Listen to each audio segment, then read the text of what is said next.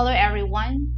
So in this lesson, we shall examine two major development theories that may be able to provide building blocks of developmentally appropriate practices in child development. So we are now in Module 2, Lesson 5 of our Educ 101, entitled Developmental Theories, Developmental Milestones of Gesell, and Ecological Systems Theory.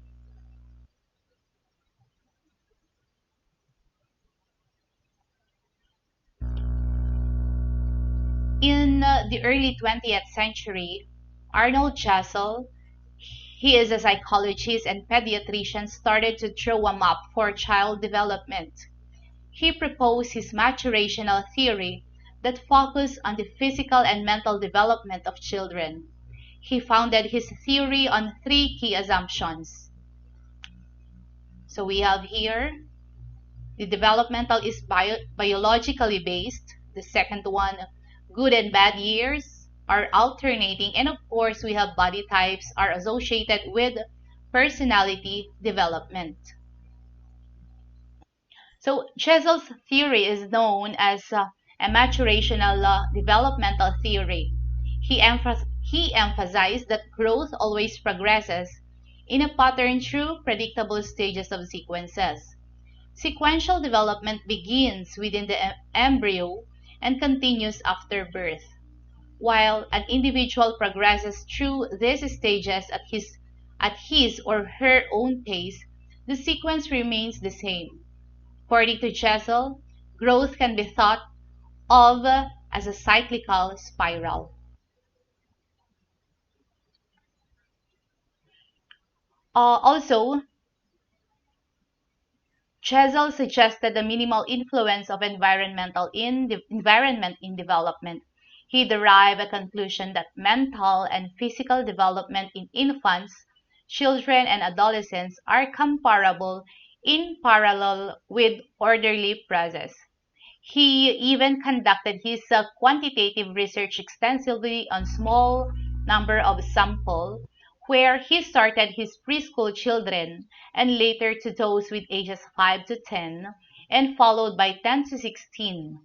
He observed and documented patterns in ways that children develop, and he came up with a basic principle that all children go through comparable and predictable sequences, but each child goes through these progressions at his or her own pace due to genetic makeup. And from his findings, he derived a conclusion that mental and physical development in infants, in children, and even in adolescents are comparable and in parallel with the orderly processes.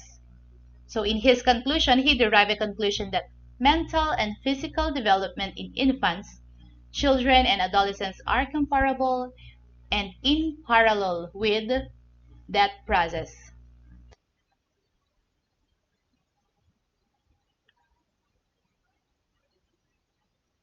Okay, now, from the findings in his systematic study, he devised the Gesell's development schedules.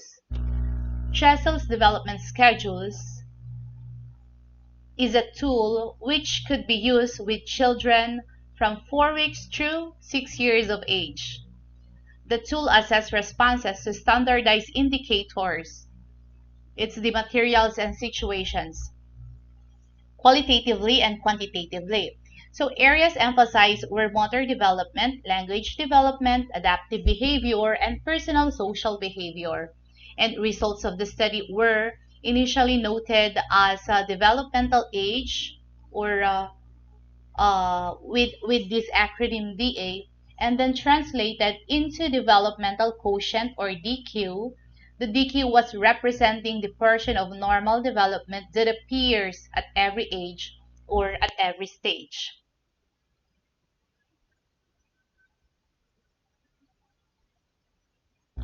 So, with a rich training in psychology, Gesell had the confidence to focus on developmental milestones, and he became a strong proponent and a significant pioneer in the maturational views of child development. And he strongly believed that child development is consistent with a predetermined and naturally unfolding courses of growth. His findings and conclusions gave him the confidence to designate developmental milestones in 10 major areas. Namely, we have the motor characteristics, emotional expression, personal hygiene, fears and dreams, self and sex, school life, play and pastimes, interpersonal relations, ethical sense, and philosophical attitude.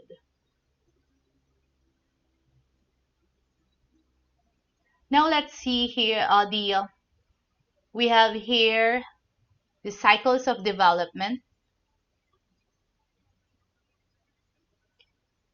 So today, though developmental quotient is not recognized as a reliable assessment measure of intellectual ability, Gesell is still known for his advances in his systematic methodology of carefully observing, measuring behavior, documenting, and describing how a child develops. So in the end, his most famous achievement was his influence in the normative approach of studying child development.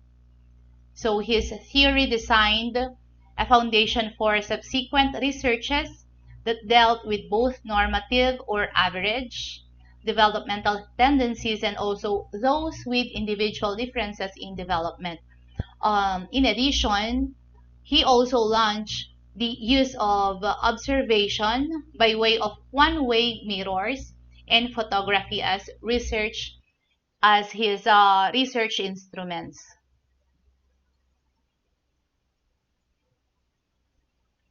Now let's move on to the key principles of maturational theory of Gesell.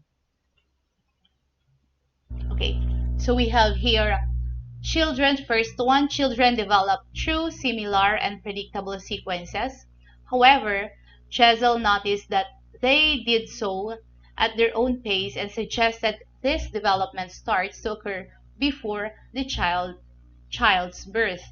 And the second key principle, the pace that the individual develops through the sequences is influenced by internal factors such as physical and mental development and genetics. He disagreed with theorists who suggested that development was largely down to environmental factors. The fourth one, if a child experienced delayed development, that would be due to heredity. So that is one possibility if there is a delayed development on a child. It's because of heredity, that's one thing. And that's a big possibility. And the number 5, a child should only be taught to complete tasks when they are physically and mentally ready to do so. Teaching a child to do something that is in advance of their developmental age would do them more harm. So take note of that one. You do not force your child, or you do not force a child if he or she is not yet physically and mentally ready. You wait for you wait for the development of his cognitive development, and of course physically. So do not force them to do anything which is not yet wherein they are not yet ready to do so. Okay, now we have the Gesell cycles of development are divided into 6 distinct stages which are repeated throughout life. So one cycle contains the following stages. We have the smooth, that is the first one. The second one, break up. Number 3 is sorting out. Number 4, inwardizing. Number 5, expansion. And number 6, neurotic fitting together. So let's take a look at this tabular presentation of the age changes from 2 years on as described above. Okay, let's take a look at this tabular presentation and let's try to discuss it.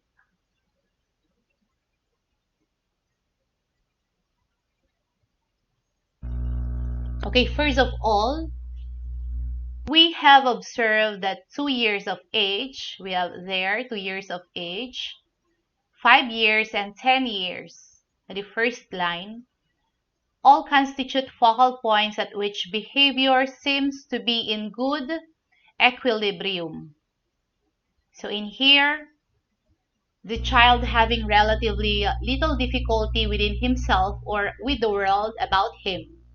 So each of this relatively smooth and untroubled age is followed by a brief period where behavioral appears to be broken up, disturbed, and even troubled. And when the child shows himself to be in marked disequilibrium, thus the smoothness of the 2-year-old behavior characteristically breaks up at 2 and what's the next one? At 2.5. Okay. 5-year-old behavior breaks up at 5, 5.5 to 6, and 10 breaks up at 11. The 11-year-old child characteristically showing himself to be at definite odds with his environment and with himself. So each of these ages is followed once more by a period of relative equilibrium at 3. So we have there 3, then 6.5, and then 12 years. Yes, it's 12 years respectively.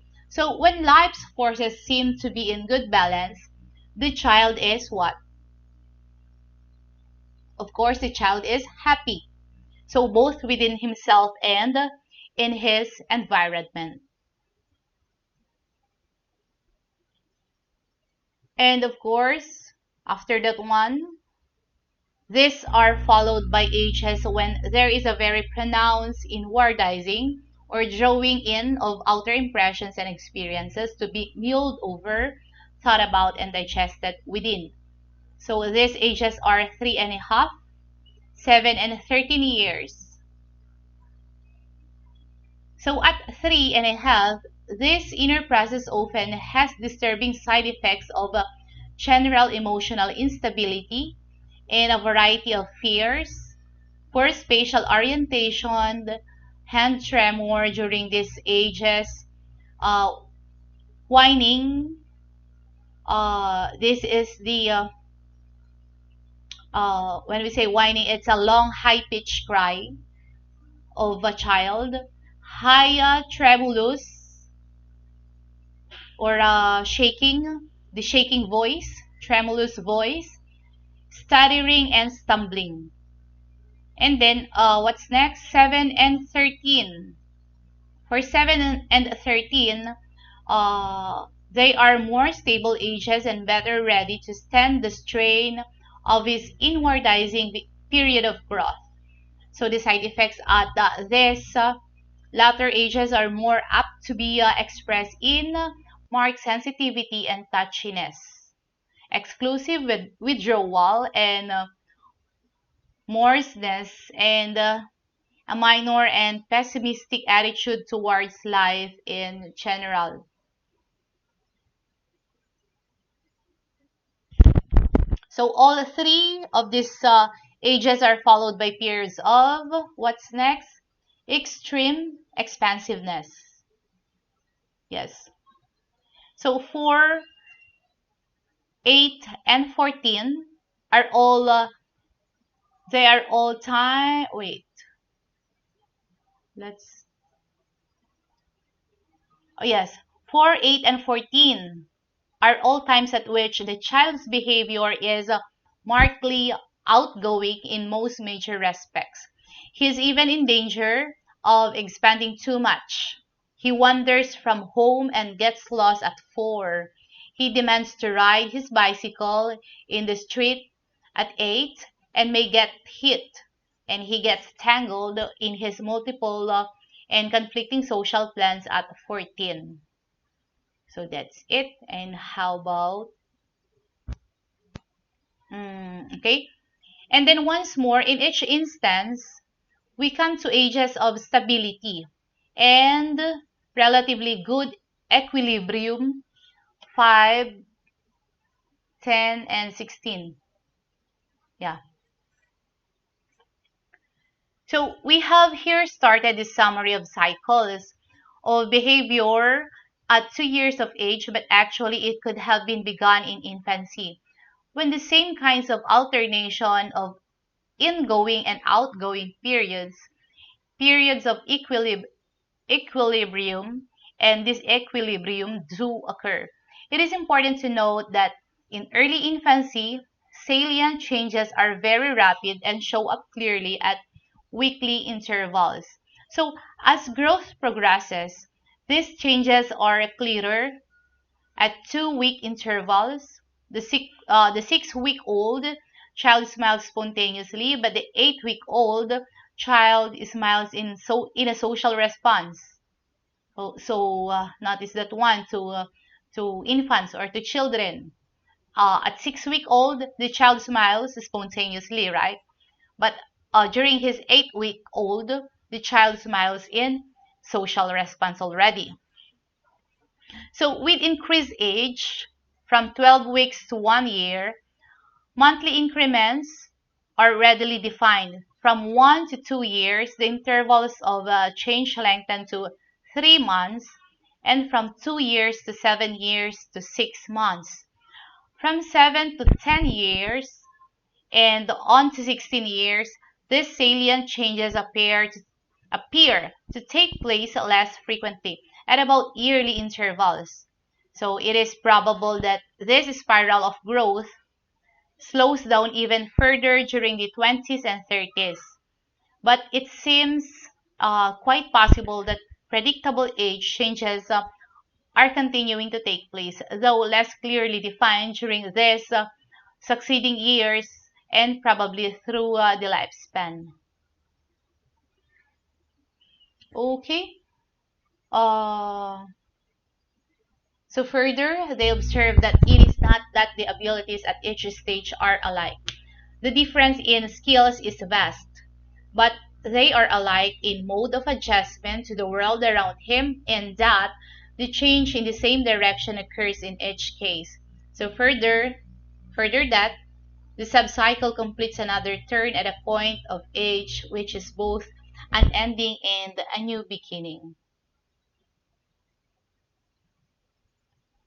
So Dr. Arnold Gesell's maturation theory tries to explain the order in which the main learnings and skills development occur during childhood. So in addition to giving an explanation from the physiological point of view of why this specific order is given, he even hypothesized that development can be understood as a cyclical spiral, where each rotation of the spiral encompasses the time it takes to move through 6 distinctive developmental stages recurrent throughout life. Okay, so how the cycles work at different ages? We have it here, 18 months to 4.5 years.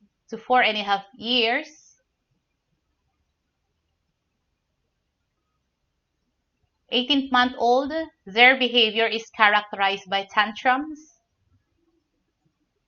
2 years of age, their behavior becomes smoother and calmer. 2.5 tantrums return. When they reach that age, children's behavior is more rigid and demanding.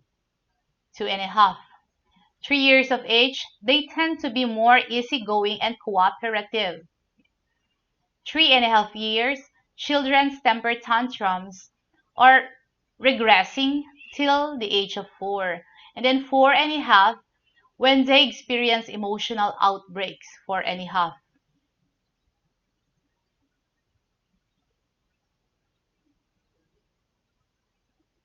Okay? Uh, 5 to 8 years, or 5 to 8 years old. 5-year old, much more positive, optimistic, and cheerful. And then 5.5 to age 6.5, more tense, more negative, and more likely to disobey. To disobey. 5.5 to age 6.5, they know already how to refuse. If you will, uh, if you will ask them to do something, they know already how to refuse at this age. And age 6.5, behavior smoothens again. Age 7, very moody, melancholy, fearful, and critical. Age of 8, very energetic and outgoing. So you will observe this when in the future when you have your own family and have your own child. And then 9 to 7 years, 9 years old, worried and anxious and more demanding. Age 10, and for the most part, really want to be good and do the right things. Ages 11, 13, 15, 17, more negative, more oppositional, less confident, more shy, and less happy during the odd number years. Ages 12, 14, and 16, they are more positive and more cooperative and friendly, energetic, and more confident.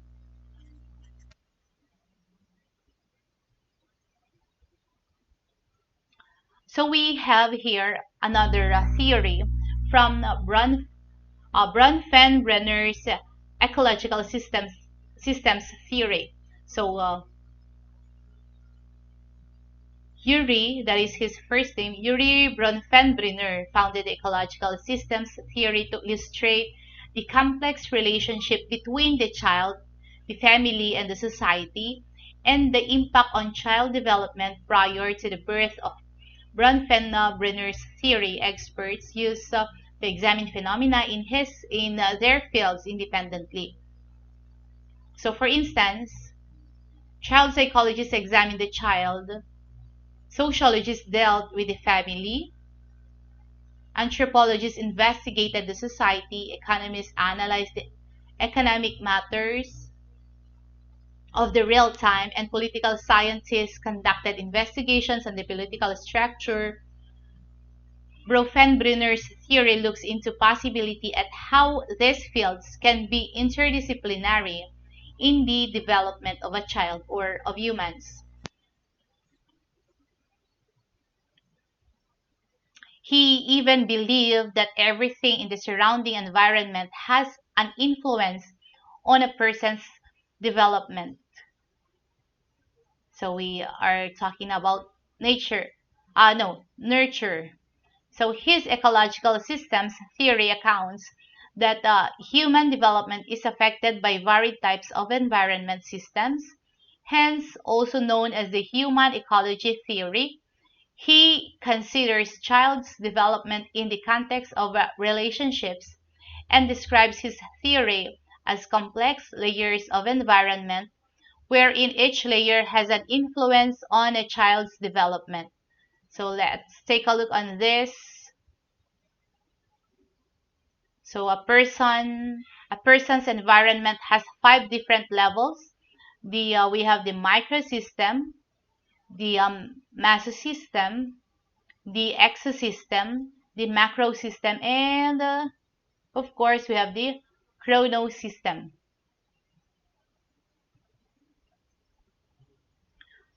Okay, so let us talk first about the mesosystem. So we have here the definition of it.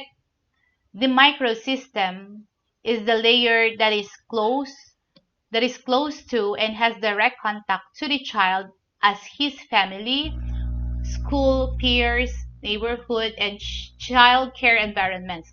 So relationships have effect in two directions, which can be away from the child and toward the child, which Bronfenbrenner regards as bidirectional influences. So this is the microsystem. So notice the underlined words or the underlined phrase. Microsystem, close to and has direct contact to the child. In here, for example, a child's parents may affect the child's beliefs and behavior, and the child also affects his or her parents' behavior and beliefs. Okay, that's it. And the microsystem refers to the immediate relationships in which a child's network is directly influenced. So within the system, a child's direct contact can include the following structures. The one that I mentioned a while ago. Following structures, we have the family members. I have mentioned a while ago the family. So we have the family members, the social, the community, the school networks, and others whom partake in personal interaction with the child. So one example is the relationship between a child and a school counselor. So professionals in the educational field, such as a school counselor, are educators within a professional learning community that share a common purpose. What is that common purpose? Of course, the student achievement. So it is noted that a child's emotions play an essential role in learning and developing. Thus, a school counselor can have a profound impact on the implications of one's emotional experiences, leaving a permanent trace. So establishing personal contact and an optimistic relationship with a school counselor, the child will mirror, the child will mimic, what else? The child will share the action of positive emotions. So that's one example. That is under microsystem. And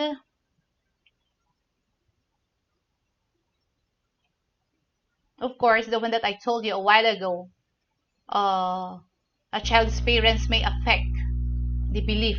A parent may affect the belief of a child, and of course, not only the belief, but also the behavior, and the child also affect his parents' behavior and beliefs. Okay, vice versa. And then the second one, we have the mesosystem. So in this case, the quantity and quality of family-school interactions definitely have an influence on the functioning and performance of the child. So the mesosystem is comprised of connections between the child's close environment, such as home and school of the child. When a child encounters difficulties in school, chances are great that the family gets parental involvement in school. We also have exosystem. So we have here the definition of it. The exosystem refers to the external relationships in which a child is influenced indirectly. So this includes parents' workplace, the media, the government, and the politics, the economy and corruption, health conditions like COVID-19 pandemic. And under this ecosystem, one example is when a child is displaced due to a natural disaster occurring in a child's community. So the child was not actively involved in the natural disaster, but nonetheless is heavily impacted by the result of that disaster. So because of the natural disaster, community members struggle and face detrimental changes to support their daily lives. So these struggles are trickled down to the child, in turn deeply impacted the child's basic needs. So with such natural disasters, schools, homes, businesses, community buildings, and so forth could be displaced. Furthermore, even though the child was not directly impacted by the natural disaster, the parent could face economic struggles, emotional stress, the trauma after the tragedy, of course, and thus the child feels the negative connections of the environment, of the environmental event. So that's exosystem, the external settings, events and situations, and other social systems.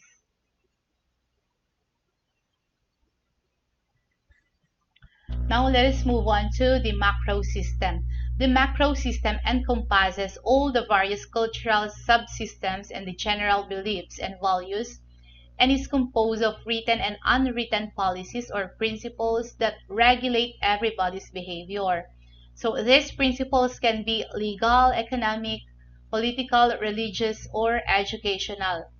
They give meaning and value to individual life and control the nature and scope of the interactions between the various levels of the total social system. A parent who is actively involved in these child activities positively affect the latter's developmental development and functioning.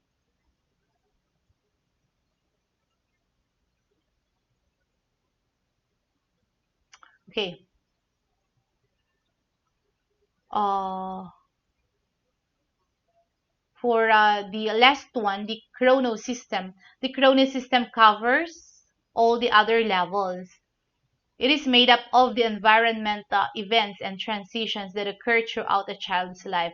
So comprising those events that are socio-historical in nature, like historical context of the time the child grew up.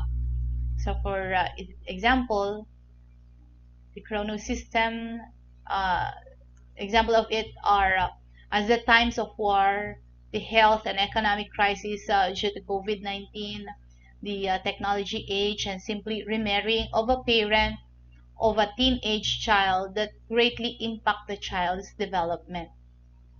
So that is under this chrono system.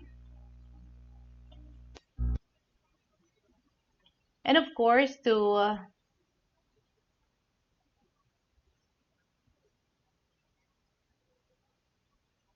let's just have a short summary on module 2. We started from biological beginnings.